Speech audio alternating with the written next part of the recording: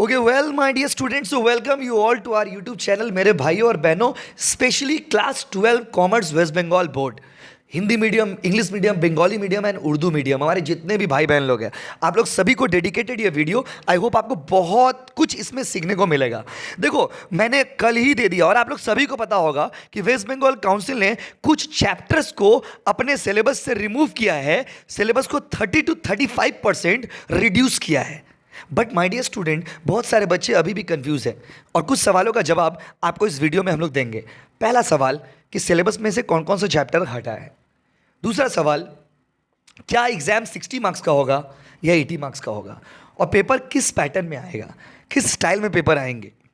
अगला सवाल कि अगर चलो ठीक है सिलेबस तो रिड्यूस हो गया, तो अब हम लोग प्रिपरेशन कैसे करेंगे। ये तीनों सवाल का जवाब class 12 HS West Bengal board के जितने बच्चे हैं उन लोगों को डेडिकेट करके ये वीडियो बनाया जा रहा है। आप प्लीज़ ध्यान से सुनिएगा, समझिएगा, और आई होप आपके सारे डाउट्स एग्जाम से रिलेटेड क्लैरिफाई हो जाएंगे, और एग्जाम कब होंगे वो भी बताने का हम लोग इसमें आपको कोशिश करेंगे।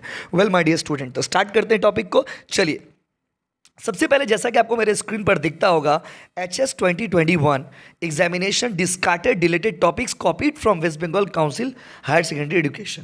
ये जो चार्ट है दोस्तों, ये मैंने नहीं बनाया है, ये चार्ट हम लोगों ने बनाया है, बट हम लोगों ने कॉपी किया है काउंसिल के वेबसाइट से, काउंसिल के नोटिस से।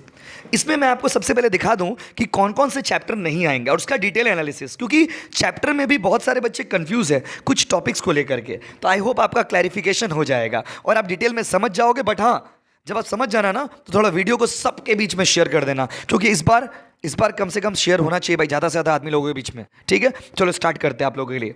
सबसे पहला माय डियर स्टूडेंट, अकाउंटेंसी, दिल का धड़कन है हम लोग का, ये जान है ये सब्जेक्ट। देखो, अकाउंटेंसी में कौन कौन से चैप्टर नहीं आएंगे। डेथ ऑफ द पार्टनर नहीं आएगा। अकाउंटिंग फॉर डिबेंचर, ओ मागो ডিবেঞ্চার আসবে না তো? কেন কেন কি ডিবেঞ্চারেও তো অনেক টপিকগুলো আছে, অনেক টপিকগুলো, interest on debenture, other consideration, किच्छुई আসবে না ডিবেঞ্চার থেকে, किच्छुई আসবে না, एकदम पढ़ना ही नहीं है भाई। अगला हो financial statement analysis. Financial statement analysis में कंफ्यूजन है बच्चे लोग को भी, और बहुत सारे हमारे जो टीचर लोग हैं, हमारे फ्रेंड टीचर लोग जो है, उन लोगों को भी कंफ्यूजन है कि भाई फिनेंशियल स्टेटमेंट एनालिसिस में क्या आएगा। अभी देखो, मैं समझाता हूँ। फिनेंशियल स्टेटमेंट एनालिसिस का मतलब होता है फिनेंशियल स्टेटमेंट को डिटेल में एनालाइज करना, और उसको करने के लिए ना ratio analysis, cash flow statement, trend analysis, comparative statement, common size statement, ये सारे फिनेंशियल स्टेटमेंट एनालिसिस के टूल होते हैं। तो कन्फ्यूज़न कहाँ है बाबू? कन्फ्यूज़न यहाँ है कि अच्छा ठीक है, तो इसका मतलब ये हुआ कि फिनेंशियल स्टेटमेंट एनालिसिस टॉपिक अगर रिमूव हुआ है, तो इसका मतलब ये हुआ कि कैश फ्लो स्टेटमेंट भी नहीं आएगा। तो मेरे दोस्तों, I would like to tell you all कि हम लोग के बंगाल बोर्ड के काउंसिल के सिलेबस में लिखा हुआ है, उन लोगों ने फिनेंशियल स्टेटमेंट में रेशियो को रखा है, ट्रेंड एनालिसिस को रखा है, कंपैरेटिव स्टेटमेंट को रखा है, कॉमन साइज स्टेटमेंट को रखा है, लेकिन उन्होंने कैश फ्लो स्टेटमेंट के लिए एक अलग चैप्टर दिया है। कैश फ्लो स्टेटमेंट को उन्होंने अलग से एक चैप्टर बनाया है। तो इसका मतलब यह हुआ कि कैश फ्लो स्टेटमेंट आएगा, बाकी रेशियो पढ़ने का दरकार नहीं है, कंपैरेटिव स्टेटमेंट पढ़ने का दरकार नहीं है, कॉमन साइज स्टेटमेंट पढ़ने का दरकार नहीं है। अच्छा सर, मान लीजिए अगर हम पढ़ लिए तो क्या हो जाएगा? कुछ नहीं होगा, टाइम वेस्ट होगा, आप फोकस नहीं कर पाओगे, मार्क्स थोड़ा कम हो जाएगा। चलो अभी चलते हैं हमारा अपना बिजनेस स्टडीज़। बिजनेस स्टडीज़ में डायरेक्टिंग चैप्टर नहीं आएंगे, कंज्यूमर प्रोटेक्शन नहीं आएंगे, बिजनेस इन्वायरमेंट नहीं आएंगे, एंड फिनेंशियल मार्केट नहीं आएंगे। तो इसमें कोई कंफ्यूजन नहीं है बाबू, ये 4 टॉपिक है जो नहीं आएंगे। अब मैं आपको आगे बताऊंगा कि how will you prepare for the accountancy, how will you prepare for the business studies, how will you prepare for the costing taxation. ये सब बात आपको मैं आगे बताने वाला हूँ, ध्यान से सुनते रहिए लास्ट तक। अगला है कॉस्टिंग टैक्सेशन। कॉस्टिंग टैक्सेशन को लेकर के बच्चे लोग बहुत चिंतित हैं। तो कॉस्टिंग टैक्सेशन में बाबू थोड़ा समझा दे। कॉस्ट में 3 से चैप्टर है और टैक्स में भी 3 चैप्टर है। तो कॉस्ट में आपका LIFO, FIFO, simple weighted, oh my god, LIFO, FIFO, simple weighted नहीं आएगा, ओवरहेड नहीं आएगा। मतलब कॉस्ट में 3 चैप्टर है, उसमें से 2 चैप्टर को हटा दिया, तो चैप्टर बचा कितना बाबू? 1, खाली लेबर से क्वेश्चन आएगा। बाकी आ जाइए आप, टैक्स में 3 चैप्टर में से हाउस प्रॉपर्टी आएगा, कैपिटल गेन आएगा, अदर सोर्स नहीं आएगा। तो माय डियर स्टूडेंट, याद रखिएगा, चैप्टर 1 लिपो पीपो सिंपल वेटेड वाला इतना प्रैक्टिस किए नहीं आएगा, कोई बात नहीं, पढ़ाई कभी वेस्ट नहीं होता माय डियर स्टूडेंट। लिपो पीपो सिंपल वेटेड नहीं आएगा। उसके बाद आ जाइए आपका ओवरहेड थ्योरी आता था उससे, वो भी नहीं आएगा। और आ जाइए अदर सोर्स, इजी चैप्टर था, वो भी नहीं आएगा। तो आपका कॉस्ट एंड टैक्स में सिर्फ और सिर्फ 3 चैप्टर बचा। My dear student, cost and tax में बहुत अच्छा मार्क्स लाना है हम लोग को। तो आप लोग हमारे चैनल को फॉलो करते रहिएगा, मैं सारे टॉपिक्स का वीडियो छोड़ूंगा और आप लोग देखते रहना। चलो आ जाओ, अभी आ जाओ CLPA। CLPA में my dear student law of insurance नहीं आएगा और ब्रांच ऑफ ऑडिटिंग, मतलब इंश्योरेंस लॉ का 3rd वाला चैप्टर नहीं आएगा और ऑडिट का 1st वाला चैप्टर, ब्रांच ऑफ ऑडिट जैसे management audit, performance audit, social audit, ये सब नहीं आएंगे। इंश्योरेंस में इतना मेहनत से पढ़ाए थे यार, लाइफ इंश्योरेंस, फायर इंश्योरेंस नहीं आएंगे, बट कोई बात नहीं। अभी देखो इकोनॉमिक्स को लेके भी ना, इकोनॉमिक्स जो है वो हमारे आर्ट्स और कॉमर्स दोनों भाई बहन लोग के लिए इंपॉर्टेंट है। तो इकोनॉमिक्स में थोड़ा डिटेल में समझाते हैं कि कौन कौन सा चैप्टर नहीं आएगा। तो माय डियर स्टूडेंट, इकोनॉमिक्स में फैक्टर मार्केट, अभी आप पूछोगे कि भाई फैक्टर मार्केट कितना नंबर चैप्टर में आता है? तो माय डियर स्टूडेंट, जब आप इकोनॉमिक्स की बात कर रहे हो, तो फैक्टर मार्केट है चैप्टर 13। हमारे सिलेबस के हिसाब से फैक्टर मार्केट जो है, आपके जो बुक्स है जयदेव सर्कल वाला, उसमें चैप्टर 13 में फैक्टर मार्केट है। इससे ना एक 5 मार्क्स का क्वेश्चन आता था, तो वो नहीं आएगा। आ जाओ, अगला है इक्विलिब्रियम अंडर मोनोपोली। ठीक है, इक्विलिब्रियम अंडर मोनोपोली, देखो परफेक्ट कंपटीशन आएगा। अब इसको ध्यान से समझिए, मार्केट चैप्टर में 3 चैप्टर है, 9, 10, 11।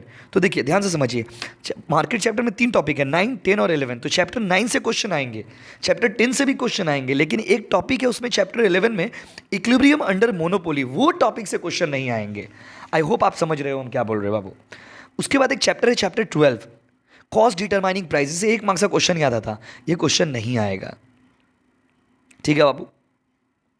अब आ जाइए, आप आगे आ जाइए, international trade and balance of payment. ये आपको बुक में चैप्टर 18 में मिलेगा, international trade and balance of payment, जिसमें आपका current account, capital account, balance of payment, balance of trade, ये सब था। तो ये भी चैप्टर लॉन्ग क्वेश्चन है, नहीं आएगा।